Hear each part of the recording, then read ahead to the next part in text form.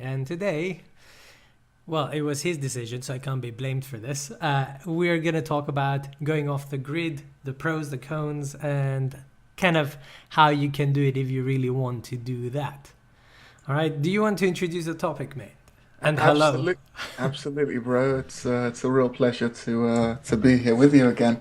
I guess the reason I find this topic so particularly fascinating is, of course, and this is something we've discussed at length. There are lots and lots of guys in MGTOW who, use a lot of, I guess, survivalist rhetoric. Hey, I'm gonna go off grid, and I'll be honest, it's something that I've actually wanted to do. I may actually do it in the future.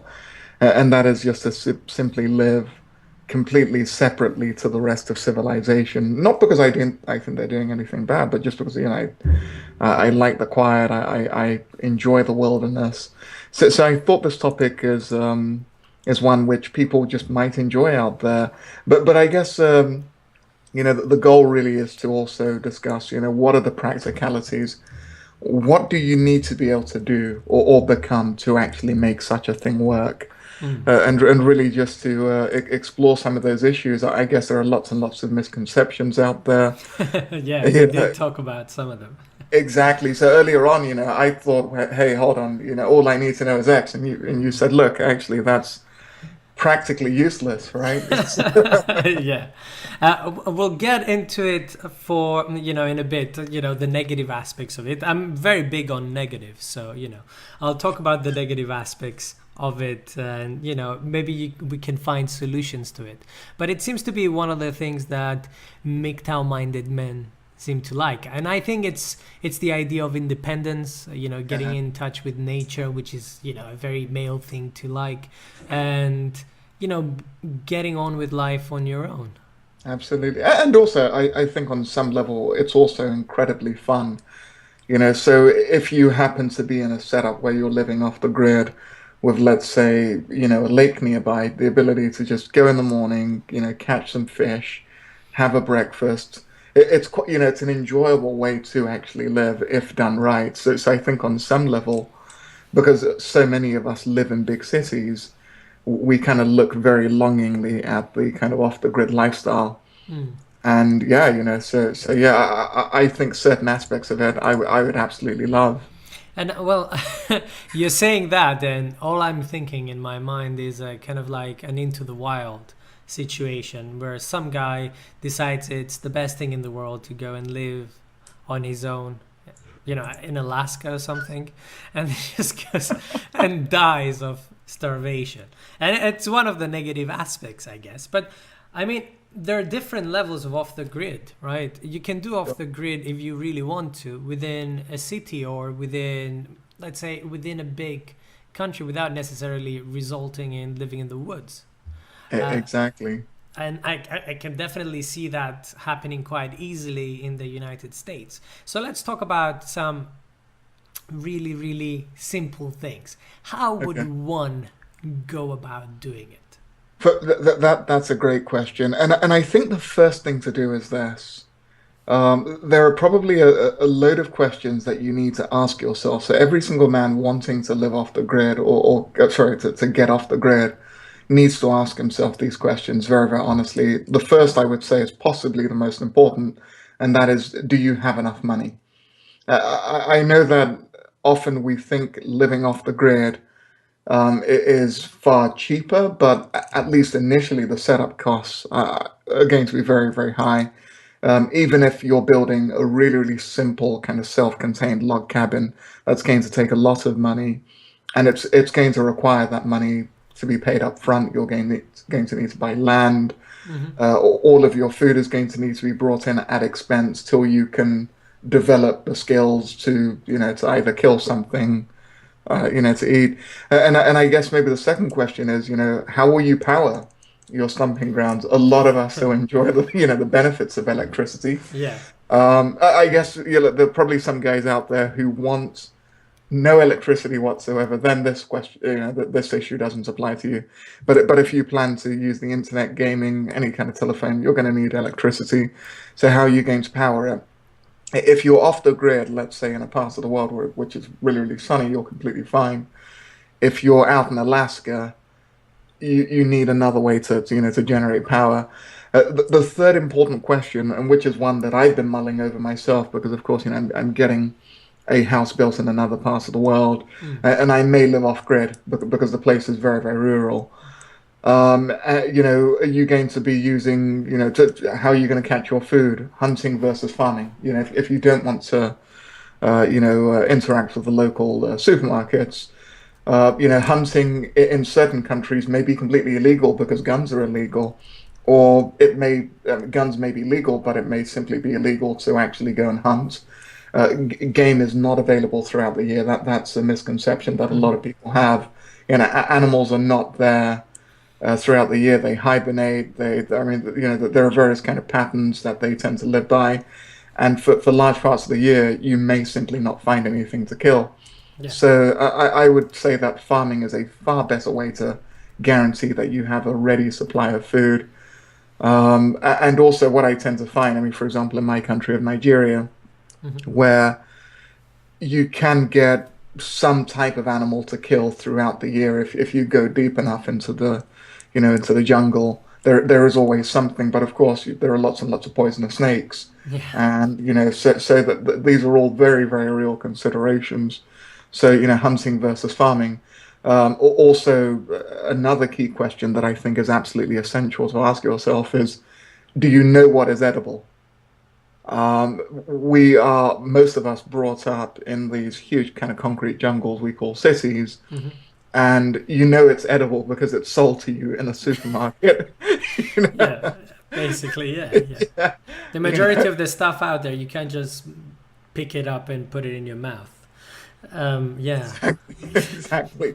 Well, that's the thing, right? So if you don't know whether a particular type of plant is edible, it's the kind of thing where you could otherwise have a fantastic supply of food, or you could so you could be missing out, or you could end up eating something which will just put you in hospital or kill you, Mm. in the worst case scenario. So do you know what is edible? So do you have that skill set? Obviously, the good thing is that is a skill set that can be acquired. You can get books, you can inform yourself.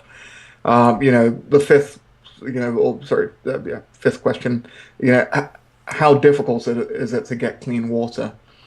And then also simultaneously, can you ensure your water supplied? So, do you have the water and mineral rights to that property?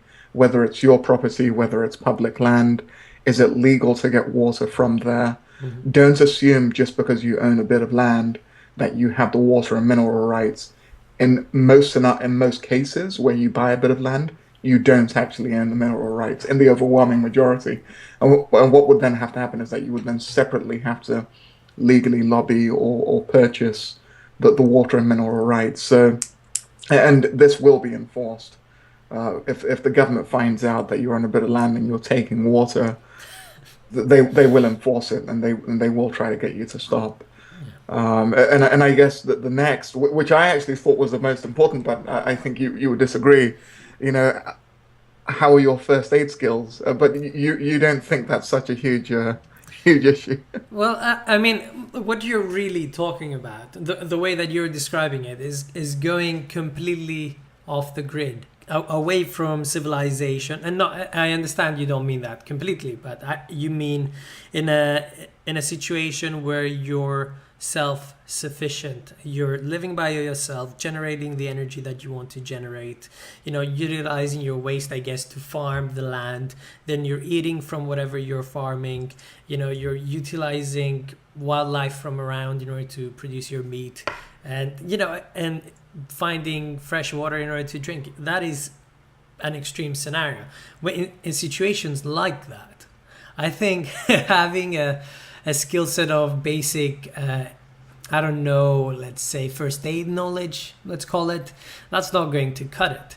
I mean, it's just not going to cut it, because like you said, if you cut yourself or something like that, or something attacks you, uh, applying direct pressure on it, yeah, I mean, if you're bleeding, you'll just bleed slower. You need to have a certain, let's say, idea. And it reminds me of this episode with Bear Grylls, and I'm talking about him because it seems to be very appropriate in this podcast, where he was stuck without any fresh water and he was having diarrhea. And in the end, in order to keep the water, he ended up giving himself an enema in order to, not an enema, kind of like a water slow drip into his anus in order to absorb it, which was as extreme as it could possibly be. But in situations like that, you need to have knowledge if you're going to be by yourself. I think the most, let's say, logical scenario, if I can think about it, is be within the proximity or close range within a hospital and be off the grid by, getting enough land to have, I don't know, enough sunshine in order to produce electricity, or perhaps buy diesel and produce your own electricity like that if you want electricity, or be completely self-sufficient in some form of way. But when I think of that, I know there are kind of like respites and stuff like that in the UK with electricity and a nice bed, which are absolutely free if you're homeless, right? So, oh, really? I didn't know that. So, oh, wow. Okay, that's amazing. So the government in the UK guarantees a roof over your head. And it's a very small cost. I'm pretty sure it's cheaper than this, which is, I mean, if you want to do this, I'm presuming you have a different thing in mind. You want to take some time off. You want to do this, perhaps not for forever, but rather do it for a period of a period of time to clear your head, get a new perspective in life, perhaps going monk for a couple of months or something like that. For sure. Well, I guess that a lot of individuals who want the more extreme kind of version of going off the grid, and I don't mean extreme as a pejorative, but just that, literally no civilization nearby, so possibly, kind of an hour away from maybe the nearest small town or whatever. And I've even seen it in the comment section. A lot of people are saying, "Well, I don't want any police nearby," and it's a double-edged sword. Mm-hmm. So if you're far away enough that you don't have to deal with police, you're also far away enough that an ambulance can't get to you very quickly. Yeah. Just because services tend to be kind of congregated in the same areas, right? Yeah. So if you're bitten by a poisonous snake, again, look, obviously, you can also do things to reduce the risk. So you can buy chaps or this kind of special boots. But let's say an individual's bitten by a snake. It's very, very difficult to apply pressure while driving. If you're bitten on the kind of lower extremities. Yeah. Or get in time for some anti-venom before your face and everything about you swells and Absolutely. Your blood coagulates. I'm just saying that, it is difficult, and it's one of the things that people need to have in mind. I mean, there is a reason that humanity is living in cities right now, and it's not just because of retardation. That's always been a problem. People do that because there is safety in numbers. There's also many problems in political correctness, and you can't really be alone and all that. Sometimes you feel like you can never have any form of privacy while you have no friends in a city full of people. And that is definitely a problem that many people face. But I don't know if the solution is that, to go completely off the grid. I mean, that is just my opinion. And I like this topic, and I told you this before, because this is completely something that I would never do, right? Well, I guess on some level, an individual who is otherwise kind of predisposed to isolated living will really, really enjoy the idea. And again, like yourself, I don't think it's good or bad. It just really depends on your personal preference. But one of the things I would say is this: I would not, under any circumstance, recommend living off the grid if you suffer from a serious health issue. So a pre-existing condition, whether that's diabetes, epilepsy, simply because, particularly if there's nobody there with you, simply because, let's say you're diabetic and you go into hyperglycemia, you're fucked. Yeah. So, and an ambulance can't get there in time. So if you have a pre-existing healthcare condition, certainly you really, really need to reconsider But let's say, for example, your health is all good. Then another thing which I think is absolutely essential is, can you cook a meal from scratch? Mhm. Cooking skills.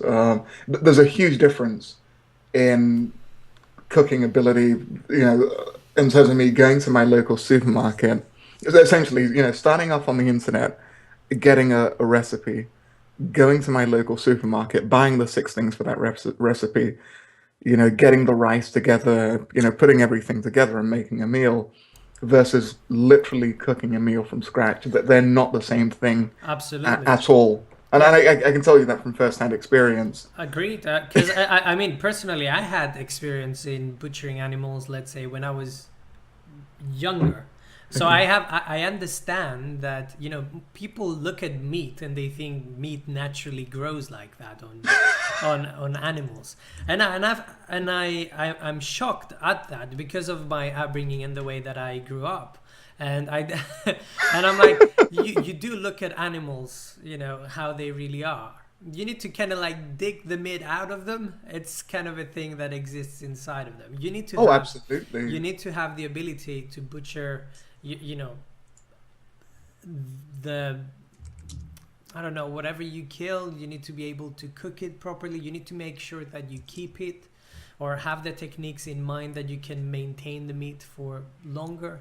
It is a very difficult skill set, and it's largely a skill set that is hidden from people. Not hidden because you can't find the information out there. I'm pretty sure a quick Google search will show you everything you need to know, but it's because people don't have to do this anymore.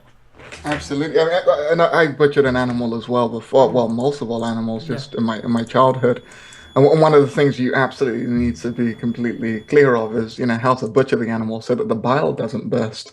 You don't want to spill the bile because it will just completely ruin, Yeah. the taste of the taste. Well, it's from that point forward, once the bile has hit the meat, you might as well just throw the carcass away and essentially it's going to find another animal. Mm. So I think often we kind of get this idea, yes, I can cook, but we all know how to cook within the context of having kind of ready ingredients. So, rice that's already been, grown, polished, often parboiled, put in a bag and put on a supermarket shelf. Mhm. And when you're cooking things from scratch, it doesn't work like that at all. Like it's a completely different process and just a completely different level of planning. So let's say, for example, you want to have somebody's put there, you want to have a beef jerky. You would have had to gather all of the spices in advance, dry the spices so that the flavor's concentrated. That's why we Mm. use spices. So you evaporate the water, then all of the flavors really concentrate. And it's the same reason we age meat as well. Yeah. So you'd have had to age the meat. You have to know how to age meat without the meat going bad because that can kill you. Yeah. So you have to pack it with the right amounts of salts and everything. You have to actually have all of those salts. Then when everything's ready, then you have to be able to make a fire. And it's one thing to be able to kind of start a fire in your backyard when it's really sunny, and when you're well fed. But being able to start a fire when it's raining, it's cold, you're windy, you haven't slept in a couple of days, Mhm. and and you're as hungry as hell. These are two very different things. And this you're saying is the idea of paradise for some people?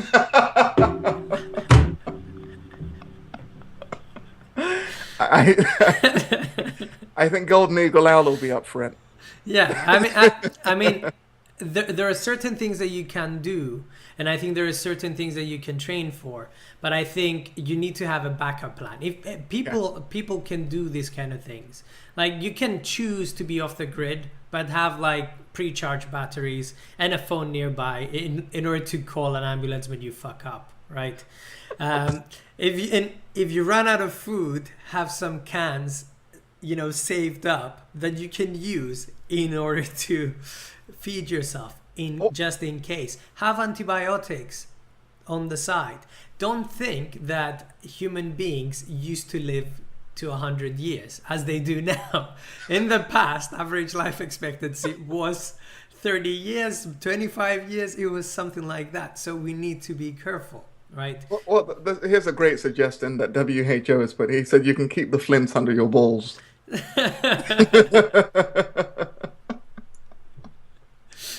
the best place to keep it. Absolutely. And I hope people are, people who want to do this are telling people that they will feel weaker. Their protein intake will go down because the amount of protein that we're eating in civilized society right now, it's ridiculous. And people never ate this much protein, not to the amount that we eat now. Maybe kings, but I think the average person right now feeds themselves and lives better than a king of, and let's say 300, 400 years ago. Absolutely. And again, please do correct me if I'm wrong, but I'm also going to just kind of guess that with a reduced protein intake, particularly if you're not getting enough fats, then one of the first things to kind of go down the toilet is, mental cognition. So Yeah, well, but because there's no process of gluconeogenesis, yeah. so your body can't. Well, I'm assuming. You get keto adapted after a while. I mean, Oh, okay. people generally do get used to it, but it will be a period of about, let's say, a month where your body is basically losing a lot of mass and it's getting adapted to this new lifestyle.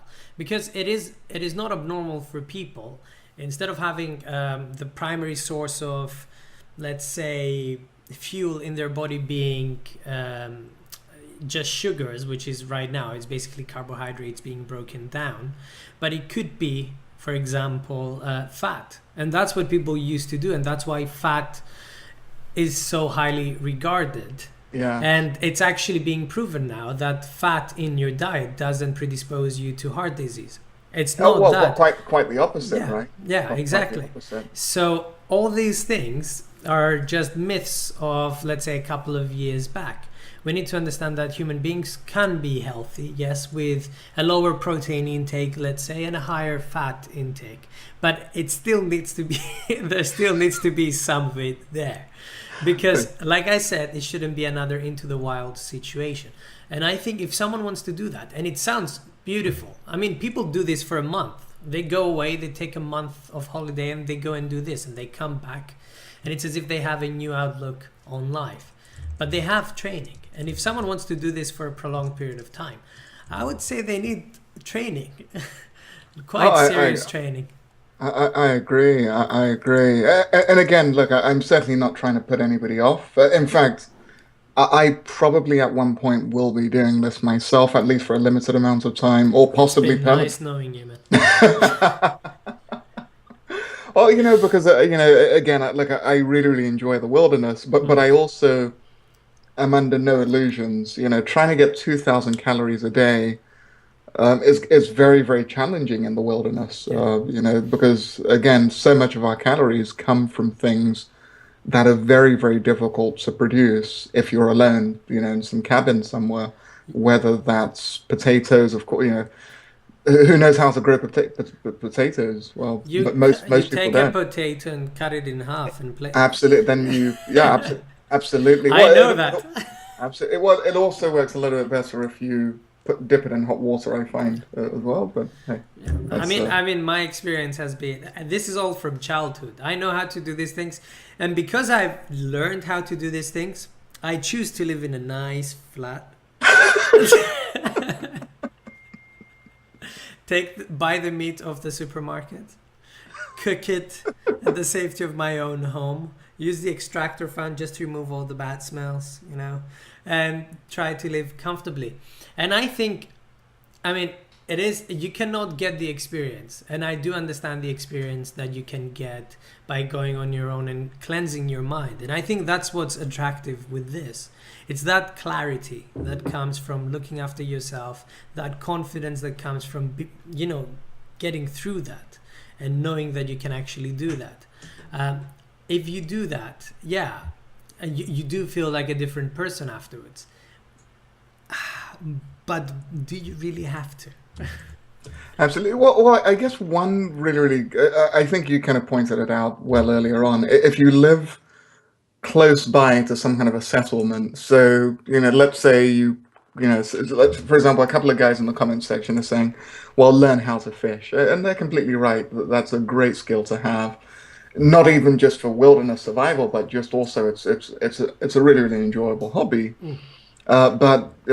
So let's say, for example, you don't catch anything that day, you can maybe drive to McDonald's. Well, I guess I guess the beautiful thing is Yeah. that, with McDonald's, it actually never goes off, right? So you can take a Big Mac, put it on the table, it will still look the same in 6 months. And taste the Maybe same, and probably. taste the same, and maybe only the pickles have gone off or something. Just take the pickles out, or don't have pickles in it. But it's the same thing nutritionally after 6 months versus when it was still hot, Mm. hot out the microwave or whatever. So yeah, just stock up. But in all seriousness, and then I think by far the most important thing Mm. when you're living off the grid is who's going to help me if and when I become incapacitated. Yeah. That's hugely important, because if you become incapacitated and there's no one there to help you, the end result is death. Well, I So mean, in the past, we called those people women, and and if the man was unwell and there was no other man nearby, they would try and help the man to get better. And if the man did not get better, they both died. And it was. I'm just saying, if I think the best thing is, and usually the most successful stories of people doing this kind of thing is when they do it in groups. yes, Couple of guys together, perhaps, or a group of friends going out and doing it over a period of a couple of months, and they all have a different set of skill set, because one person cannot absolutely know everything for a particular area, because everything varies.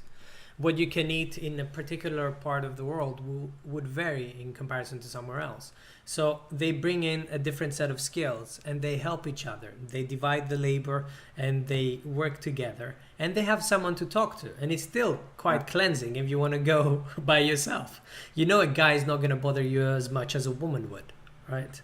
exactly. I think you've hit the nail on the head there. So you get the division of labor. Perhaps one guy, let's say, for example, we get five guys. Say myself, Nico, yourself, I'll you cook. know, Golden Eagle Al. We have Zeta. Let's say, for example, Golden Eagle Al is amazing with a Remington. So he's going to do the hunting. Mhm. Let's say, for example, I know how to use a reverse osmosis machine, so I can make sure we have clean water, Mhm.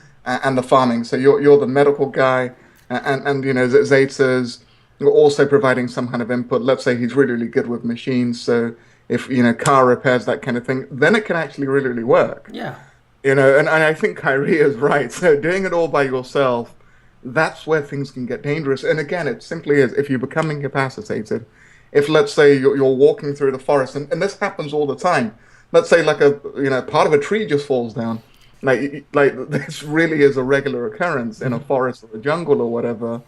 Or you're just bitten by something and you're like, you fall down. Somebody to drag you by the leg. Somebody to call the ambulance when you're having chest pains. This makes a lot of sense. I don't think heart disease is one of the things that a person living this lifestyle needs to worry about. I mean, I'm just being honest. Alexander Mixer wants to be the moral support. Yeah. In a group of men, people would just naturally find their place, and there's not going to be a competitive aspect to it. If there are no women, there's not going to be any competition for anything, and men naturally would put themselves in hierarchies. If you don't want to see it in terms of hierarchy, people would just divide jobs for each other and then come together to form a common goal, and the common goal would be survival. One thing that is actually achieved just by moving, I don't know, 10-20 miles down the road and living in a house that you can rent with the amount of money that you've spent. I'm just saying there are alternatives. But Well, yeah, I think that is the only viable option. That option, like you said, living with other people that can help you. absolutely. I mean, there are kind of two things I want to address. I do agree with you. So Nikolai has just stated that real freedom only works when there is one person and no one else around. I disagree with you very, very strongly. Not only, I mean, from the kind of philosophical position of anarchist freedom, but also just from a practical point of view. You're like, if something goes wrong and you don't have another person there to help you, you're in real trouble. But just one thing that I would definitely say, and because we're all guys, and I know what we're like. We like to have a go. Yeah. So, like a car battery like kind of dies and we're like, okay, well, I can do that. Whatever you do, guys, and I really mean this, whatever you do not try to brew your own alcohol. People are going I'm serious. Buy your You'll alcohol, go blind by go yourself. blind. Because it's not an easy thing to be able to cut out, the kind of methanol from the ethanol. And like this is why companies like, triple distill that shit. So whatever you do, buy your alcohol from a store, from a supermarket. I know it may go against our kind of ideals. We want to totally live off the grid. What, you And mean no moonshine? yeah, like if you drink moonshine, you will go blind.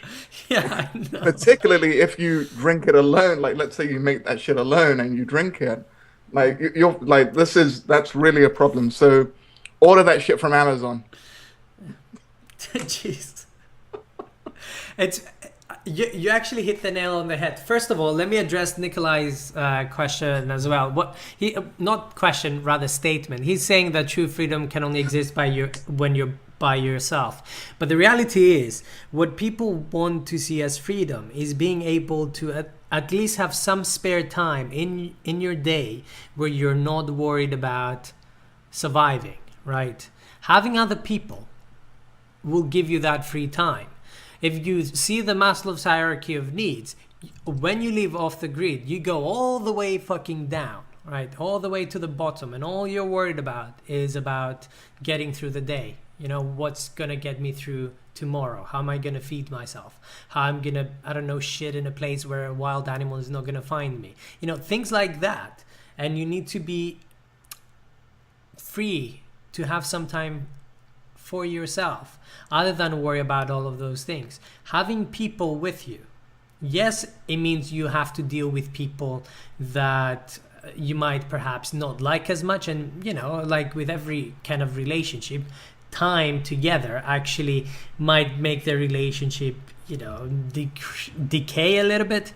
But in situations like that, trust me, when everyone has a specific role, coming together and having time to relax will be a sense of achievement. So you do need other people. I do believe that. And actually people don't do very well on their own. It's easier to give up if you're on your own. Absolutely, absolutely, and I think you're completely right. And Kyrie has just corrected me that there's no methanol in moonshine, and the methanol comes from fraudsters who put it in on purpose. And I guess I'm guessing that is so it has like an extra kick or something. But Why? Anyway, yeah. oh, no, I guess it's. For example, I read this article the other day that like 20 something guys in India went blind because the local manufacturer of moonshine, because they have like prohibition over there now. Oh, So the local manufacturer of moonshine deliberately, I mean, this wasn't even particularly nefarious, that the customers won't buy the stuff unless it has a kick, so that they put the methanol back in so that it really has a bit of a kick, apparently. well, I mean, in order to treat methanol poisoning, you need to have ethanol. So, Absolutely, absolutely. But there is something very, very important here, and that is that brewing your own alcohol is very, very dangerous. Now, of course, Golden Eagle Al has asked, well, if hillbillies in Virginia can do it, why can't I? And yeah, sure you can, but hopefully you place a high value on your health and well-being. Yeah, and that is that it's very, very dangerous to brew this stuff. So, again, that is one thing I would certainly recommend. I think for the people that are worried about moonshine and alcohol, I mean, you will still be drinking by yourself, and by the time that the moonshine or the alcohol is actually ready, you'll probably be dead of starvation by that point. So I mean, it's not really a priority. All right. For sure. Actually, I wish we had Coltane with us because he actually knows quite a lot about this area. Absolutely. So I guess the reason why I'm just kind of laboring the alcohol point is this. When you kind of go off grid, at least when I've done this in the past, there's a tendency to drink a lot. I mean, what the fuck else is there to do in the evenings? I guess you could maybe kind of stare at the stars, and that's fun for like what, 30 You seconds, can read a book under natural starlight. and then you go blind Yeah. because of the eye strain. You know? Well, Nikolai said you can read the book by the fire. Anyway, yeah, I'm Yeah. gonna stop making fun of this idea now, and we'll discuss it seriously. Yeah. Well, he is right. I mean, so pretty much, I mean, to kind of entertain yourself, alcohol, and narcotics, whether that's weed or whatever. So you want to make sure, because you're going to be consuming a whole lot of this stuff, you want to make sure it's a very, very good quality. So just buy that shit, and that's all I'm saying, guy. Well, yeah, yeah, you weigh 5489 is saying you can jerk off. Well, how many times a day? Can you maybe 6 times a day I if you. can't jerk off without porn. Well, you can put porn on the iPad. You just Oh, load. we're having iPads now. I Yeah, said I'm gonna stop making fun of this now. you know, or take a coloring book and make your like a A4 white sheet of paper and make your own pornography. You know what I mean? So, like, yeah, draw something, then you pick up a skill set. So yeah, so you're going to be drinking a lot likely, and then yeah, so make sure it's store-bought stuff. I guess the other thing is this. Look, the biggest issue that I see is actually not the loneliness. The loneliness is only half the issue. It's the lifespan. So there was an article in Nature where these scientists analyzed data from about 6,500 people aged 52 and older, and they monitor. It was a part of the kind of English longitudinal study of aging, and they monitor the health and social well-being and longevity of people living in England. And what they did was that they looked at social isolation. So, on the basis of the amount of contact participants Yeah. reported having with family, friends, and civic organizations, and then they tracked, sickness and mortality in study participants over about 8 years, and they found that social isolation is correlated with higher mortality. So the biggest issue you're going to face isn't the loneliness, isn't the fuck, I've jerked off already 12 times today, and I drank like my month's supply of vodka in a week. That isn't it. Mm. It's that you're simply at a far higher chance of actually dying Yeah. as a result of that social isolation. So having companionship, even when going off grid, is quite important. I mean, from at least statistically. Well, I completely agree. I mean, this is a point that I keep mentioning to people when I keep saying that should not just be focusing on, let's say, the aspect of having solitude. If you live by yourself, have no contact with anyone else, social isolation it has extremely negative correlation with all aspects of bad health, and I mean everything. You'll do worse off in any kind of infection. You'll do worse off in terms of your mental health. You'll do worse off in everything, heart disease, everything, right? And people that are socially isolated will live less, and they will have worse off qualities of life for the years that they actually live.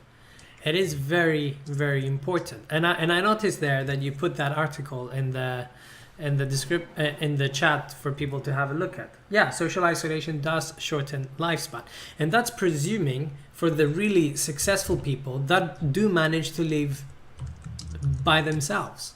Without any support, they're completely self-sufficient, and they do make it on their own. They still have this thing to look out for, because human beings, believe it or not, right, and perhaps we don't feel it anymore, are made to be social creatures, and you do gain like an oxytocin boost, and a lowering of your cortisol levels every single time you come in touch with an individual, you interact with an individual. So if you're by yourself, cortisol levels, adrenaline, all of those things go up, and the quality of every single tissue in your organism goes down. Absolutely. Well, not if you're a level 5 MGTOW, then we can. Okay, I'm sorry. I forgot about the levels. I still have no fucking clue what the levels are. Please don't tell me. I want to be I want to be completely oblivious to it. You want to be pleasantly surprised when you find out. I really don't want to be. I don't think I will be anyway. Okay, so somebody's saying, sorry, I apologize. I'm saying someone. So it's WHO. He's saying, staying fit, you can work out while you're there. I don't think you're going to need a workout if, Yeah. it takes you an hour to catch your breakfast. That's sure you can, but I don't think you'll need a workout after. Uh, You won't have the energy to work. What do people think? That they'll be stuffing themselves with cake and they'll have extra calories to waste on working out? You're already, struggling to find 2,000 calories to, fill in your daily intake. And if you're a bigger person, you'll need 2,500 and you'll be losing weight and your tissues will be going off if you're basically working out just for the fuck of it. It doesn't work like that. exactly. So by the time you get out and let's say, for example, you live in the wilderness long term. And again, I don't think this is good or bad. It just is what it is, right? You're going to be skinny, really, really skinny. Mm. Most of the time, you're going to be hungry, but that's obviously a very, very positive thing from a kind of metabolic point of view. So, calorie deficiency, it increases your lifespan. So you're going to be hungry most of the time. And you're going to be, at the end of the evening, you're going to be absolutely exhausted just getting food. It just takes a lot of energy, so it's very, very rigorous. So I guess absolutely. So the hobby bachelor is saying, have you guys done physical work off the grid for a few weeks or days? I have. Coming back to civilization feels great every time. Yeah. I couldn't agree with you more. I Mhm. completely agree. Yeah. So yeah, I find that. Yeah. You can kind of put up with people's bullshit, don't you? Just that little bit more, and you're kind of glad to see your neighbor who has their stereo on all the fucking time, all throughout the night, and the bass you can feel through your fucking bones. You kind of like them all over again. It is a detoxification processes like this where people go out, live in tents, live, outside. Let's say the Western civilization, just for a bit of time. They do it to detox themselves from the civilization as it is, because too much of anything, you you become sick of it. But it doesn't mean that the alternative is better. All it means is that human beings by default are bored of mental stagnation. Exactly. Well, WHO is saying, look, getting firewood one day can be easy and difficult the next. Well, I mean, for individuals who understand the process of getting firewood, it's not as simple as just going out to pick things up. You literally have to go and find suitable, so, the size. Often you won't find something of the right size, so you'll need to drag back what is essentially like, a 15-foot fucking tree as thick as your body, back to your, cabin or whatever. Then you have to cut it up. And then you have to put it under some kind of a shelter so it dries, because you cannot use something that has a below a certain water content level. Yeah. So you've got to dry it. That can take weeks, and then you've also got to plan well in advance so that you have enough firewood Hmm. for when you need it. Otherwise, when it rains one day, you're going to regret it because you'll basically be extremely cold. So there's a every single aspect of your life off the grid requires a tremendous amount of work. Hmm. And so, just something as basic as keeping warm.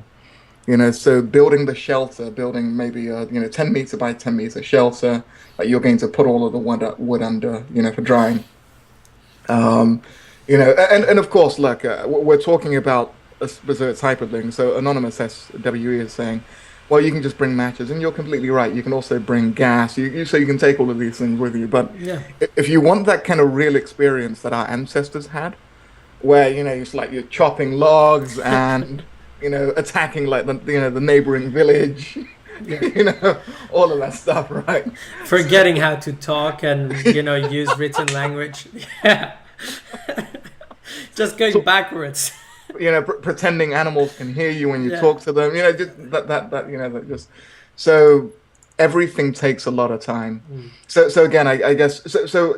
I'll probably be doing this more myself. I mean, particularly because I'm getting my house built. But again, so have enough money. How are you going to power it? Are you going to hunt or are you going to farm or some kind of combination of these? Do you know what is edible? Not everything out there that looks edible is. And just because an animal's eating it often doesn't mean you can eat it as well. They have Yeah, different digestive systems. a little bit, yeah. If, God, if you don't have a rumen or a reticulum, you can't digest certain things. Water is incredibly important. And also turning stagnant water into drinkable water, so making sure you have all the right filters. The reverse osmosis is okay. Originally it was kind of desalination, but there are better things now, carbon filtration, that kind of thing. absolutely. They're awesome, those things. Oh yeah, they're fantastic. First aid skills, although Nico being a medical professional will completely disagree that Jesus. if you've been bitten by a, let's say, rattlesnake, that so you're going to come out and say, Nico, that a plaster isn't enough. No, I think tying above it and Yeah. then calling an air ambulance would probably be better. But like, in all honesty, I think what we're trying to say is that having it in a different way where you're completely independent is like going back in time, and then your needs become increasingly more difficult. So in order to achieve what you need is increasingly more difficult. But I think a way that you can do this successfully, and many people do, is that you can have a stable, let's say, so-called home, which is watertight, and you can be inside. You can have a stove or something simple that you can use with firewood in order to light a fire and cook your meals. You can have backup supplies in order to be able to survive. You can perhaps have a source of electricity if you so wish to do so. You can have a way that you can communicate with people, and you can isolate yourself on and off, use the technologies on and off in order to get you through the time that you're there. You're still getting the experience of nature, which is basically what people want to have. It's that experience of being close to nature, having some time to appreciate the life that you're living, and being in touch with the world. All that hippie bullshit. So it's true. If you're able to do this in a safe environment, it's an amazing experience. But you need to plan ahead, and you need to have a good amount of money in order to Oh yeah, start. You can't absolutely. just start, just go outside with your t-shirt and wearing a pair of jeans and just decide you can do this. You can't. You need a good investment, like you said at the very beginning. Oh, for sure. And just another thing, because I mean, Christine Nels just pointed out something. He said, look, my reverse osmosis system has three pre-filters, including carbon, and that's an excellent system.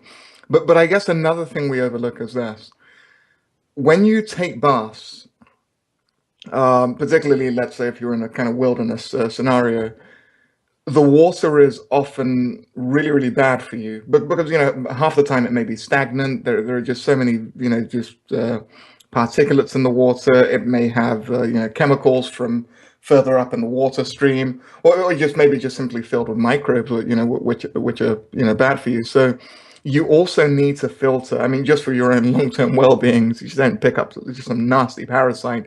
You also need to filter the water you bath with, particularly if, let's say, you heat up the water. So if you're in a cold climate, let's say you're in Alaska and you want to take a shower, well, it's also critically important that you filter that water, no matter how pure, quote unquote, the source is, because if there are chemicals in the water, they can be absorbed easier into your body in when they're in steam form, with the water. So it's absolutely essential that you also filter not only your drinking water but your bathing water as well. So again, just these kind of small little things to consider. And I guess what I would say, and I think you probably would agree, is that have people with you, even if it's just like one dude, Yeah. because if something goes wrong, you have somebody to call an ambulance for you. Or let's say you trip up and you break your kneecap or something, somebody to throw a blanket over you, till tomorrow morning. Just these really really practical things. So I guess what I'm saying is don't do this alone. Mhm. Otherwise, it can become really really difficult for you. I think it was Nikolai. He said that he's been living alone for 30 years and never got sick. Well, I'm glad that you haven't, but But I don't is think that in a your condo? example is statistically relevant or significant in any way. Uh, Exactly.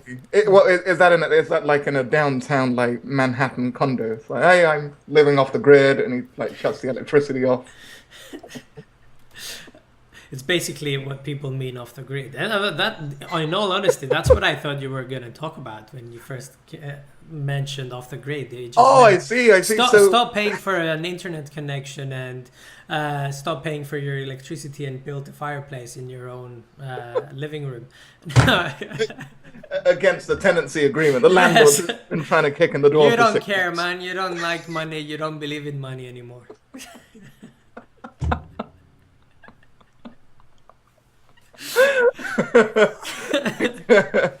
Okay, so again, Nikolai, I'm sorry, I'm not trying to pick on you, mate. I'm just saying there's a huge difference between kind of getting off the grid in an urban setting where even if things go wrong, you can just quickly nip into the local Starbucks for a coffee, and you can call your mate to say, oh fuck, my internet's not working today, so let's go and hang out in the park versus like literally being in the middle of nowhere.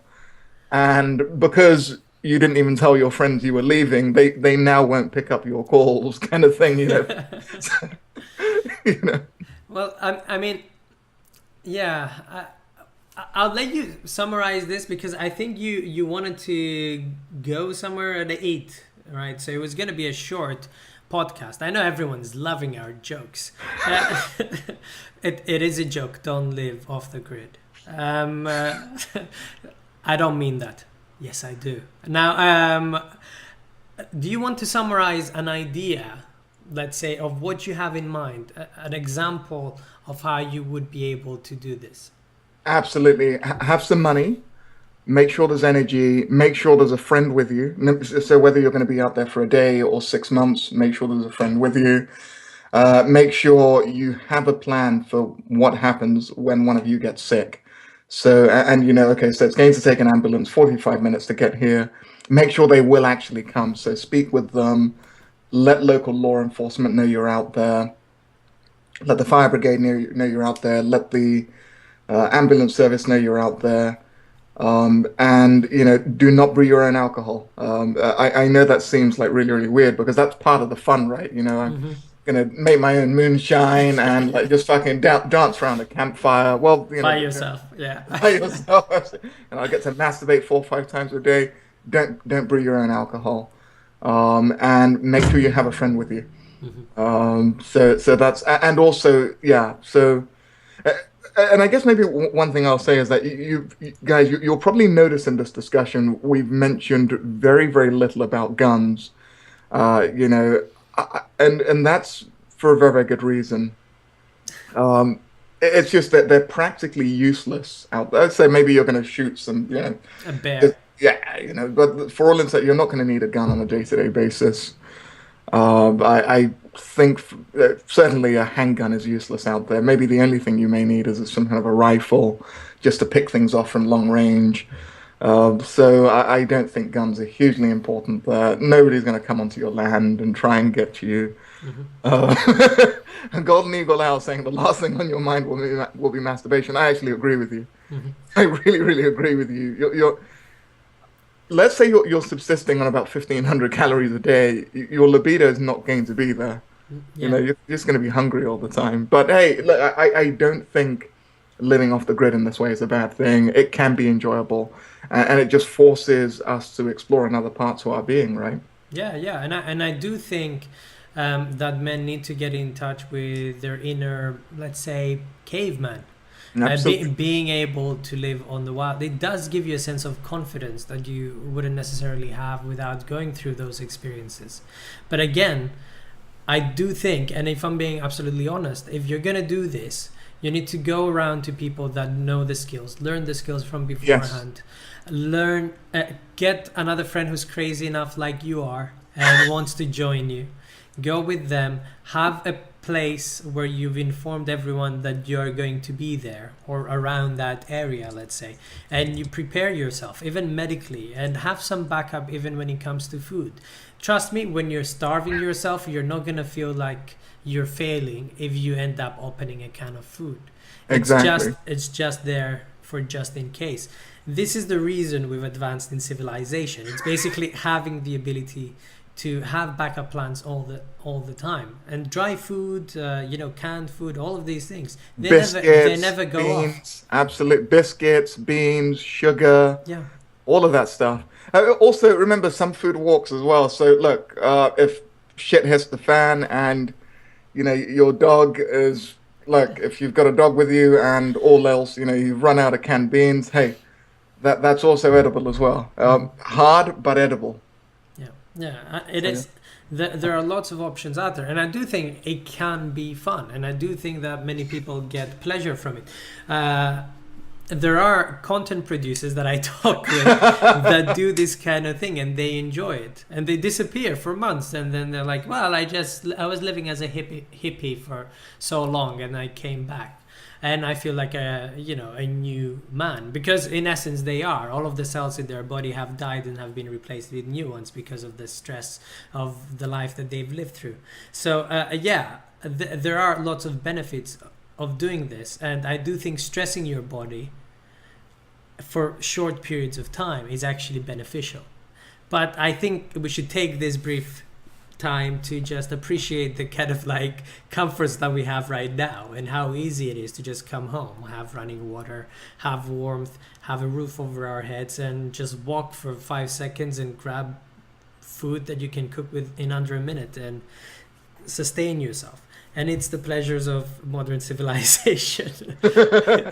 Golden Eagle is saying he's never going to let me. Yeah. Look, all I'm saying is that we can eat the dog when we run out of the beans. For me, it just makes a lot of sense. And dog is tasty. Like it's good eating. Mhm. Yeah, I think so. So guys, yeah, I hope everybody's enjoyed this. I've certainly enjoyed myself, and I hope we can do something like this again, Nico. Yeah, man, absolutely. And I thought it was fun. It's nice to take the piss out of each other and just share ideas. I mean, I learned a lot, and I hope we have shared a bit of knowledge, and don't just go out and do these kind of things without researching things first. Oh yeah, Right, guys? absolutely. So also, like, what tends to also happen, and I guess just on a kind of final note, a lot of guys end up living off the grid because they've done something really, really heinous, and now, like, the police are looking for you. So if you're going to rob a bank, don't go into the wilderness, because not only do you like not have supplies, but also, like, the fucking police are looking for you. So And you kind of fucked up the point of robbing a bank in the first place. You're not enjoying the money.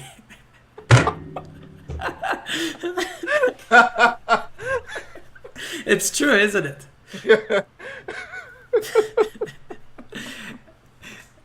Anyway, guys, because I think CS will not be able to talk again.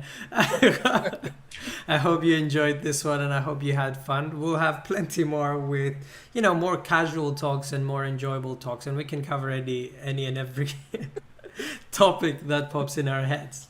I hope you enjoyed it, and take care, guys. Do you want to say something, man, as a no, goodbye? other just have fun with it, guys, and yeah, just make sure you have a backup plan. Ideally, if there's a McDonald's nearby, even better. Yeah, and he's not high. He laughs like that when we talk comfortably. All right. High of life. Yeah. Take care, guys.